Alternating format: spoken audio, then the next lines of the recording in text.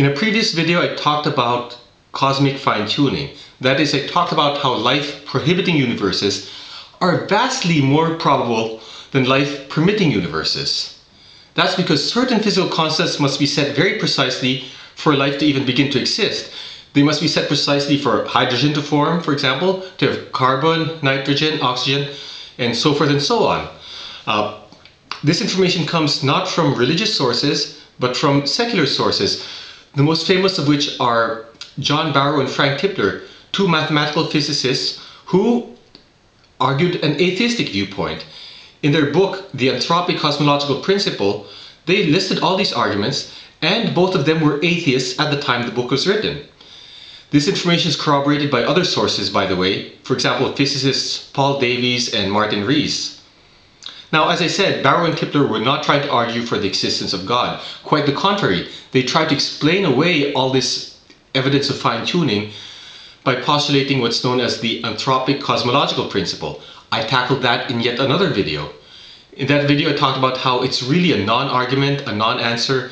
Basically, the anthropic cosmological principle says that we should expect to live in a universe where all these constants are so precisely set. After all, if life could not exist, then we would not be alive to marvel at the fact that these improbable events have occurred.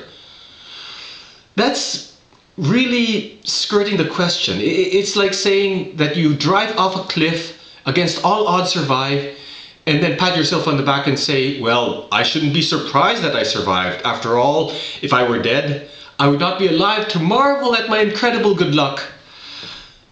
It's a foolish argument.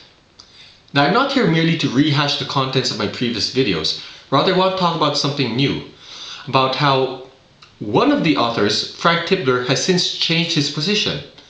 He used to argue for atheism, but he is now arguing for the existence of a creator. In fact, he has joined an intelligent design think tank known as the International Society for Complexity, Information and Design, and is working alongside many other world-famous theists and intelligent design proponents.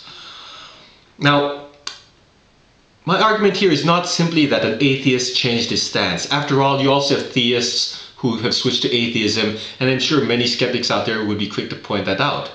Rather, my point is that one of the primary proponents of the anthropic cosmological principle, a principle that atheists frequently use to explain away all this evidence of design, has changed his position, is now rejecting it, and is now arguing for theism. He's not just one of the main proponents of that theory, by the way. He's in fact one of its originators. And that should make you think. He himself now acknowledges that, hey, there is a creator out there. By the way, while we're on the topic of cosmic fine-tuning and the anthropic principle, I want to address something. I frequently get messages from certain people out there who say, there is no reason to believe that the constants need to be finely tuned. Or they say, well, if the constants had been different, some other form of life would have existed. You know what? You can't just make those claims very baldly without substantiating them. First of all, you have the testimony of world-class physicists who do argue it, and not only that, they are in a unique position to do so. Barrow and Tipler, for example, are specialists in mathematical physics. They are uniquely suited to analyze the mathematical odds of this occurring. Second, you have to consider the nature of some of these constants. Without certain constants being set correctly, for example, you could not have hydrogen. What type of life would have existed without hydrogen? You can't just say that some other form of life would exist. You got to at least say something about what that type of life would be. Otherwise, you're arguing for a position for which you have no evidence. And that's something that atheists routinely accuse theists of doing. What about a universe where there are no atoms formed? Which would be the case if the strong nuclear force is not strong enough? And so forth and so on. The testimony of these people who are experts in the field, is that these constants need to be set very precisely. If some other form of life could exist, unless these constants were set so precisely, that would be pure speculation. There's simply no evidence for it. You can't just assert that other forms of life would have existed.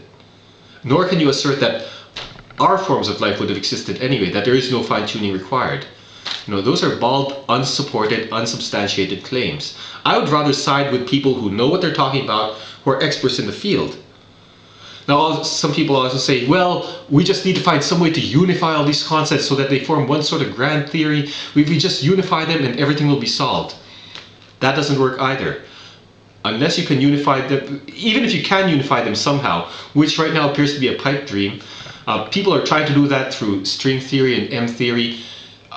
Well, let me backtrack a little. Many physicists by and large don't deny the appearance of fine-tuning. In fact, they tend to try to explain it away using string theory and M theory, which is a futile gesture because at best you could only trim down the odds by a tiny hair.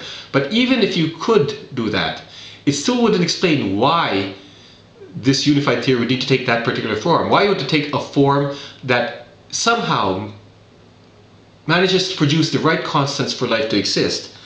As astrophysicists Bernard Carr and Martin Rees say, even if all apparent anthropic coincidence could be explained, that is, explained in terms of this grand unified theory, it would still be remarkable that the relationships dictated by physical theory happened also to be those propitious for life. In other words, you still have to ask the question, why were things the way they are? Why is it that against all odds this unification somehow produced the right constants for life to exist? The odds would still be staggering, and unifying doesn't explain away those odds. So again, to summarize, the anthropic principle does not explain away intelligent design, the appearance of design. One of the proponents of the anthropic principle has since changed his position. He now argues for intelligent design, and he's in a unique position to do so because he was one of the people who proposed this theory. He was one of its primary proponents and one of its originators. And second, all these attempts to say, other forms of life would have existed, or we just have to find some way to unify all these constants, are either unsubstantiated or they basically dodge the question. Think about it. Very often people or skeptics out there, especially the ones who respond to my videos, just fail to understand these nuances. They make bald claims that are unsubstantiated. I would rather side with people who know what they're talking about. People like Bernard Carr, Martin Rees, John Bauer, and Frank Tipler. People who are in a unique position to evaluate the odds, and they're in a unique position to say, hey, we are balanced on a razor's edge of incredible fineness when it comes to life existing. The odds are tremendously against it, and yet somehow we do exist. It's amazing.